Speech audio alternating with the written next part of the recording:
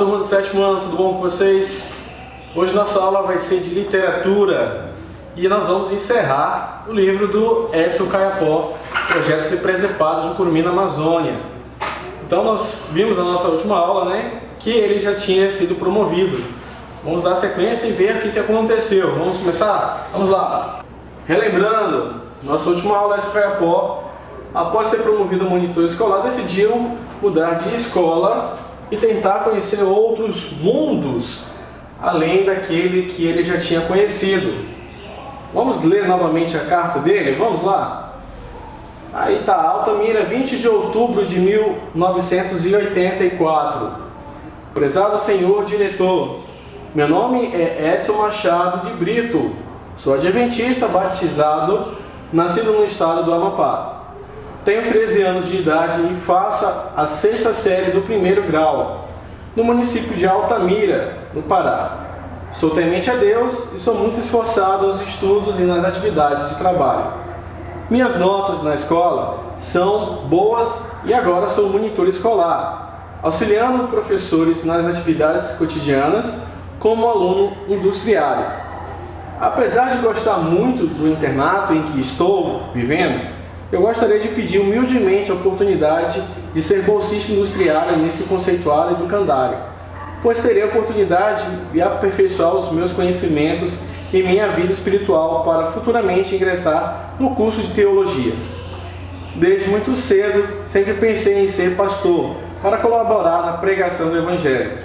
Certamente que, com a oportunidade de estudar aí, meu sonho e sonho da minha mãe serão realizados.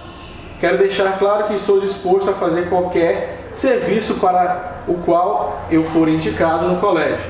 Comprometo-me a respeitar as normas de internato, o preceptor, os diretores, os professores e os colegas. Vou orar e aguardar a resposta com muita ansiedade, com fé de que serei aceito. Edson Machado de Brito. Vamos continuar. Vamos ver o que aconteceu após isso?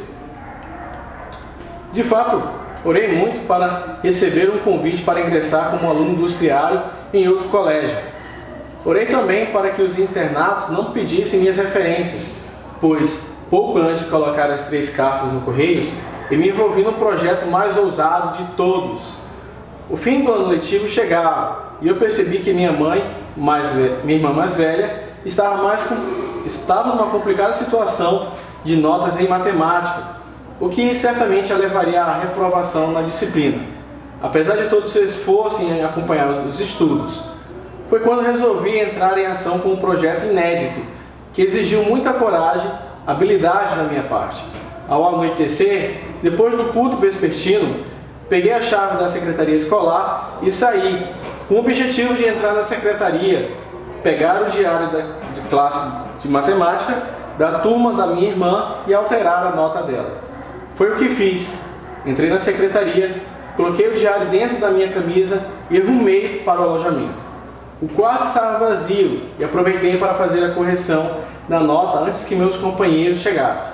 Para minha sorte, Fortinho, como era conhecido o professor de matemática, lançava todas as notas a lápis. Foi fácil apagar com borracha macia e alterá-las para notas maiores. Pronto, minha irmã estava aprovada. Agora eu tinha que retornar à secretaria e deixar de volta o diário no escaninho do professor Fortinho. Tentando me fazer invisível, saí novamente com o diário e a chave da secretaria em mãos. Entrei na sala rapidamente e, sem que ninguém percebesse, devolvi o diário. Hoje tenho certeza que tive muita proteção naquele momento. Quando retornava para o alojamento, um professor passou bem perto de mim e nada fez, nada perguntou. Parece não ter me visto. Talvez eu tenha ficado mesmo invisível. Naquele momento, lembrei-me da ironia do professor de matemática rindo e perguntando para a turma desesperada com as médias baixas nas provas. E aí, fortinhos? Era assim que eles chamavam todos os alunos. Pensei que, se um dia eu fosse professor, jamais aprovaria os alunos por nota. Por meses aguardei a resposta das cartas que havia enviado aos colégios, até que chegou a resposta positiva do internato da Bahia, no qual fui aceito como estudante industriário. Mais uma vez estava de partida. Dessa vez eu iria só. Meus irmãos não ficaram tristes, pois sabiam que a minha coragem era grande, assim como a vontade de conhecer o mundo que se abrira a partir daquela experiência. Feliz, mas ansioso pelo que me aguardava, atravessei a Amazônia e parte do sertão nordestino até chegar ao recôncavo baiano. Quando cheguei ao colégio, despertei a curiosidade de todos por causa da minha aparência. Perguntavam se eu era chileno, peruano, boliviano e até chinês, mas não se deram conta de que eu era um indígena brasileiro. Eu também percebi que não estava mais entre os curumins. Eram novos costumes e jeitos de ser, muito embora o rigor religioso e o trabalho duro fossem os mesmos. Depois de passar pela Bahia, estudei também em Petrópolis, no Rio de Janeiro, e concluí os meus estudos. A essa altura, muito embora eu continuasse a ser um moleque presepeiro, os projetos já eram outros. Tinha bem claro o quanto seria importante continuar estudando e por isso me dediquei para ser aprovado no vestibular e consegui ingressar numa faculdade pública em Minas Gerais. A educação se tornou muito importante em minha vida. Estudei pedagogia e depois história. Com 20 e poucos anos, eu já era professor. Um professor diferente, bem diferente daqueles que conheci no internato. Vivendo na cidade grande, eu me sentia muito distante das minhas raízes. Sentia saudade de minha terra, do Rio, do meu povo. Por isso, ao me formar, voltei a Macapá, que havia transformado muito. A praia havia dado um lugar a uma avenida. Os lagos tinham sido aterrados e o asfalto cobrira as trilhas. A cidade crescera muito rapidamente, mas as pessoas ainda resistiam, mantendo o seu jeito caboclo. Não me tornei um pastor como minha mãe esperava, mas ao retornar às minhas origens, de certa forma percebi que a minha missão era retomar as tradições indígenas e usar todos os conhecimentos que adquiri em defesa dos parentes. Desse modo, fui para São Paulo e dei continuidade aos meus estudos, deixando mais uma vez minha terra. Fiz mestrado, o doutorado e hoje me tornei um índio doutor. Meu trabalho é formar professores indígenas que são preparados para ensinar os curumins nas muitas aldeias que ainda existem pelo nosso país. Nessas escolas, as crianças indígenas têm o direito de aprender as tradições e sua língua. São tratadas conforme os padrões de cultura e também têm acesso a todos os conhecimentos produzidos pela sociedade, como a ciência, a matemática, a informática. A educação indígena é bem diferente. Não utiliza castigos para ensinar. As crianças são respeitadas, mesmo quando erram e aprendem a respeitar os mais velhos, porque eles têm mais experiência e conhecimento. Toda essa trajetória me trouxe de volta aos braços das tradições guardadas por meus pais e por meus ancestrais. Depois de experimentar a vida das cidades, pude perceber o quanto esse conhecimento é importante para a sobrevivência do planeta e da espécie humana. Viver em harmonia com a natureza, sem necessidade de destruí-la, para obter a nossa sobrevivência e respeitar o próximo em toda a sua diversidade, sem preconceitos. Eis 2 princípios da cultura indígena que eu divulgo e defendo nas aulas, nas palestras que faço pelo Brasil afora e nas redes sociais, onde navego para defender as causas dos povos indígenas. Certo, turma? Aí está a história do nosso personagem, né? O Edson Caiapó. Talvez muito antes de estudar, nós imaginávamos que ele fosse uma pessoa que não fosse real, mas ele é uma pessoa real, certo? E aí eu pedi para você pesquisar sobre a biografia dele. Aqui nós já vimos, né, que ele se tornou um doutor, né, fez mestrado, né, mas fez mestrado de quê? Pedagogia, de história. Ele fez 2 faculdades. E aí eu deixei um link aqui para você na descrição, você acesse e você vê uma entrevista muito rápida dele, ele falando sobre um assunto muito interessante, tá? Então, essa nossa aula de hoje, nós conhecemos finalmente a nossa história do Edson Caiapó, certo, turma? Um abraço virtual para você e até a próxima!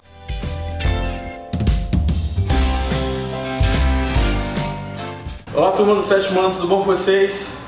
Estamos mais uma vez aqui, me chamo o professor Edson Júnior, nossa aula de produção de texto. Vamos continuar falando sobre algumas características, né, do nosso gênero de romance e alguns tipos, né, que existem também nesse tipo de romance. Então vamos lá, vamos continuar. Vamos aí continuando as principais características. Vamos lá. O romance é uma narrativa literária organizada em uma sequência de fatos interligados e que acontecem em determinado tempo. Vou repetir. O romance é uma narrativa literária organizada em uma sequência de fatos interligados que acontecem em determinado tempo. Alguns desses textos não são construídos em uma relação temporal lógica, mas é possível reconstruir a temporalidade. O que isso quer dizer, professor? Quer dizer que nem sempre você vai pegar um livro e ele vai começar já do início, ele pode começar já no meio de uma história e ir se desenvolvendo nessa narrativa. E aí ele vai interligando. Por isso que pode acontecer disso. Vamos lá. O romance consegue abraçar diversos outros gêneros em sua estrutura. Isso porque é uma narrativa longa e criada com diversos textos. Em um romance, é possível contar histórias reais ou imaginárias, ou até as duas juntas. A obra considerada iniciadora do romantismo é o livro de Miguel de Cervantes, o Dom Quixote de la Mancha, escrito em 1600. O romance de cavalaria conta as aventuras de Dom Quixote e de seu companheiro Sancho Panza. Então aí eu deixei em destaque aí, romance de cavalaria. O que isso quer dizer? Isso quer dizer que vamos para o próximo tópico que você vai entender que existem vários outros tipos de romance. Mas vamos se ligar nesse detalhe.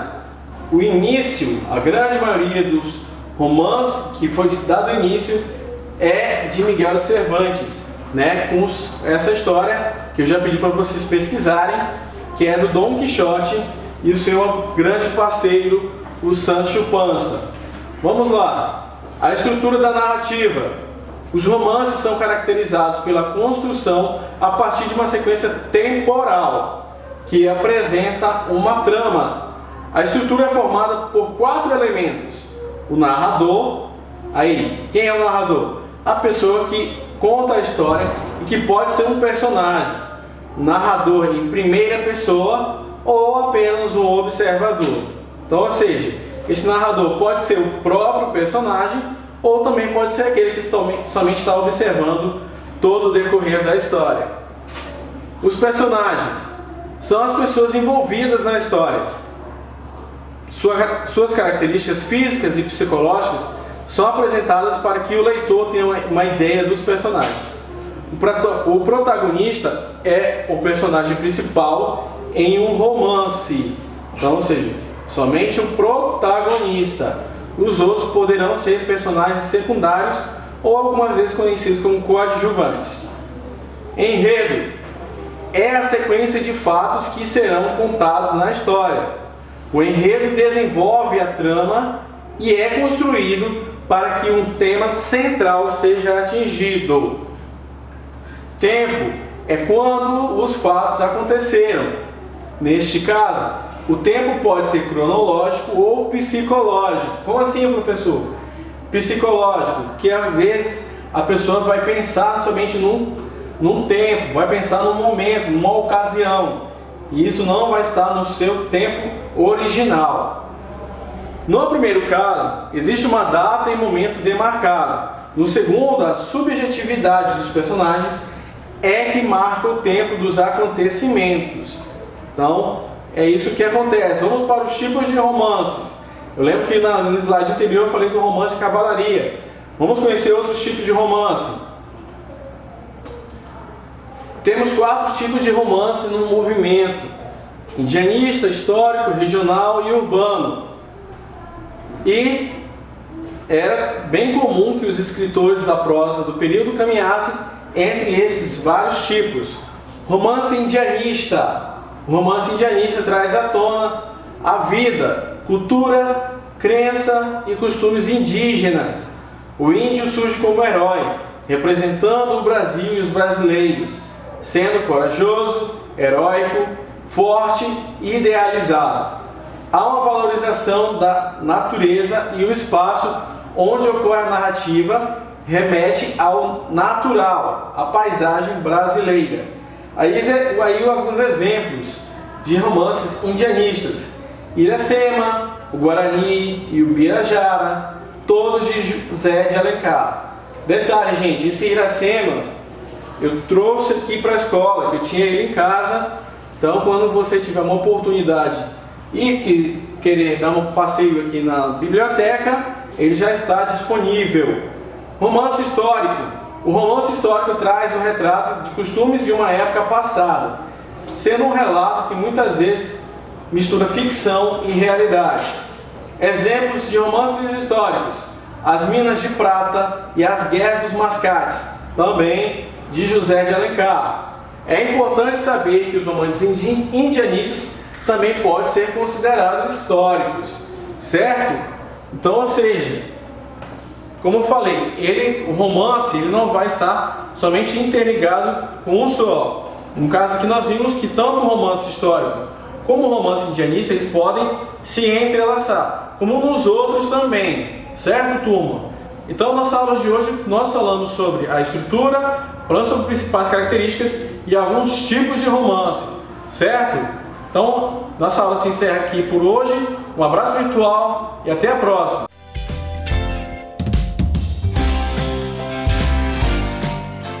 Olá, alunos do 7º ano, mais uma vez aqui, professora de Ciências. Hoje a gente vai dar continuidade ao conteúdo do capítulo 3, mas eu queria fazer uma observação aqui com vocês. No começo do capítulo a gente vai falar sobre biomas, e só que essa aula eu já dei inclusive dia 16/4, então eu peço que vocês olhem aí no sistema e vocês voltem uns dias atrás e vocês assistam essa aula de novo, porque hoje eu vou dar continuidade nisso, tá bom? É porque naquela época eu acabei dando uma aula antecipada, então ela tá gravada, vocês podem e devem olhar de novo no dia 16/4, tá bom? Tá gravado, tá para acesso para vocês. Então, eu lembro também que pedi nesse dia, no dia 16/4, para vocês pesquisarem mais sobre ecossistemas aquáticos, né? Porque no livro falou sobre vários biomas e no final falou pouca coisa de ecossistemas aquáticos. Eu pedi para vocês darem uma pesquisada, colocarem no caderno de vocês. Então, hoje a gente vai falar sobre isso, né? Dia 26/5, retomando o conteúdo sobre biomas. Vocês assistam lá, dia 16/4, vamos dar continuidade para vocês entenderem. E aí a gente vai falar sobre ecossistemas aquáticos, que está na página 8 do livro didático de vocês. Coloque nesse dia lá em cima na página, marque, não esqueça de colocar 26/5/2020, que é para marcar o dia da aula, tá? Então tá, os ecossistemas aquáticos são os que abrangem os ambientes que têm água. Aquático vem de água. Então, existem diversos tipos de relações ecológicas, interações entre os fatores bióticos, que são entre os seres vivos, e abióticos, que são seres vivos com seres não vivos, tá bom? Vamos... A classificação dos ecossistemas aquáticos, eles dependem da temperatura, salinidade, movimentação da água, a profundidade e a incidência de raios solares também, que a gente vai esclarecer de acordo com os outros slides. Bom, eles podem ser classificados em água doce ou marinhos, no caso dos rios, dos oceanos, né? Entre eles estão lagos, córregos e rios, recifes de corais, zonas bênticas, que são lá no fundo, zonas pelágicas e oceânicas, estuário, que é o encontro dos rios com os mares, zonas entre marés também. Aí a gente vai falar sobre os ecossistemas marinhos, mares e oceano. Temos aqui a zona litoral, que é a região das marés, né, mais visivelmente para a gente. A zona nerítica, que é a região que se estende até 200 metros depois ali da maré, né? Então é a segunda ali mais fundinha, né, até 200 metros, e é iluminada pelo sol. Essa região ainda há a iluminação do sol. Já a zona oceânica, ela pega desses 200 metros até 2.000 metros de profundidade. Ali já não há iluminação solar. E os animais eles acabam se tornando-se mais escassos. A zona bêntica é a região profunda do mar, né? A região do fundo do mar. Aqui a gente tem a foto da zona litoral, que são as marés, no caso, né? As praias, né? Que a gente conhece. Essa foto, esse desenho aqui acaba mostrando o básico de como que acontece as zonas do ecossistema marinho, tá? Continuando, a classificação pela luz solar. Zona fótica é a região que recebe a luz do sol, suficiente para a fotossíntese dos seres produtores aquáticos. O que são os seres produtores aquáticos? Os únicos produtores são as plantas, não existe outros produtores. Os autótrofos só são as plantas. Zona afótica, região sem incidência de raios solares e habitada apenas por seres heterotróficos. O que são seres heterotróficos? São aqueles que não produzem seu próprio alimento, são os animais, né? As bactérias, os fungos. Esses outros animais que não produzem o seu próprio alimento, não fazem fotossíntese, tá bom? Agora a gente vai falar sobre os ecossistemas de água doce. Pode ser córregos, lagos, lagoas, reservatórios subterrâneos, rios. Bom, a gente pode classificar ele em zonas. Temos a zona úmidas ou alagados, que é solo saturado com água e que abriga uma vegetação característica. No caso, exemplo, temos os pântanos e brejos. Zona lêntica, água, ó, o nome já diz, água com pouco fluxo ou parada. Exemplo, lagos, lagoas, poças e reservatórios subterrâneos. Aqui nós temos uma foto de brejos. Olha só como é que acontece o brejo, ó. Uma foto exemplificando de um ecossistema de água doce. Outra foto, temos aqui o pântano, né? Esse aqui é um pântano localizado nos Estados Unidos. Aqui, ó, muito bonito também. Ecossistema de água doce, zona lótica, né? Tem a lêntica, que é água parada ou muito pouco movimento, e temos a lótica, que é área com água doce corrente, e temos exemplo disso os rios, córregos e riachos. Temos aqui uma foto exemplificando. No caso aqui os rios estão em grande movimento, tem correnteza. E é isso, gente, sobre ecossistemas. Na semana que vem a gente vai continuar nosso livro. Eu espero que vocês estejam acompanhando. E é isso, um abraço.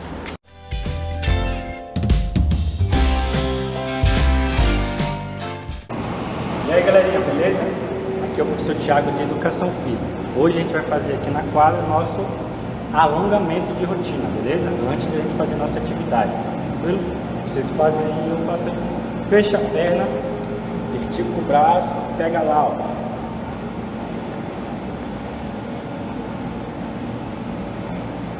Contou até 10, abre a perna, estica, vai. Conta até 10, aí troca.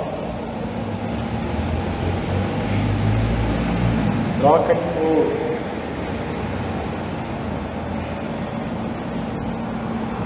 Fecha a perna, trabalha os braços para frente, para trás, certo? Agora vai abrir e fechar. A gente alongou, então agora a gente vai dar uma aquecida, correndo.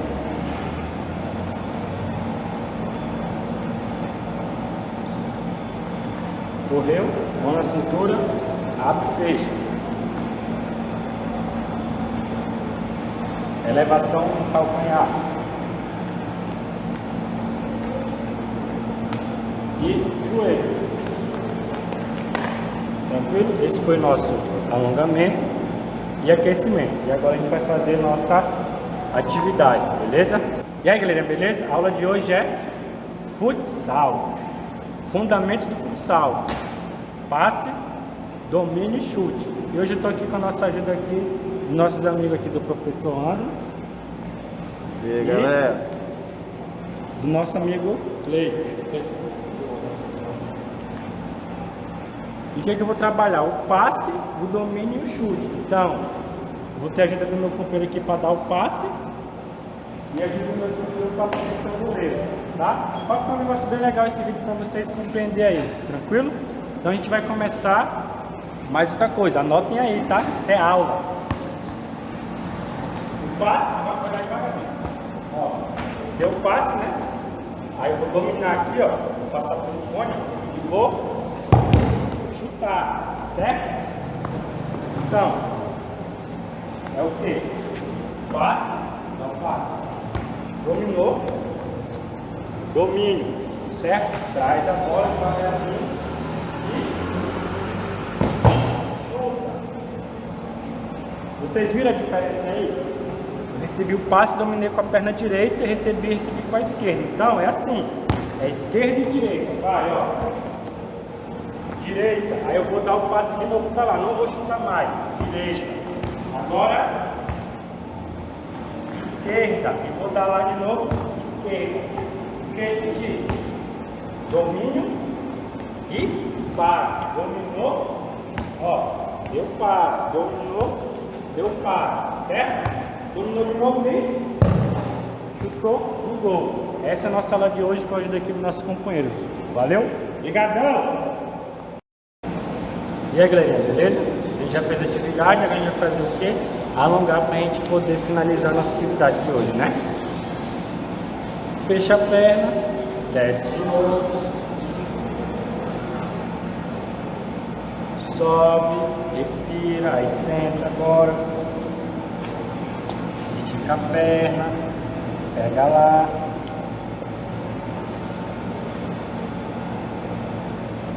volta, abre a perna, pisca no chão, conta até 10. Volta, fecha a perna, abraça, forte, conta até 10. Troca, balança, respira. Beleza? Fechou. Até a próxima aula. Valeu, galerinha!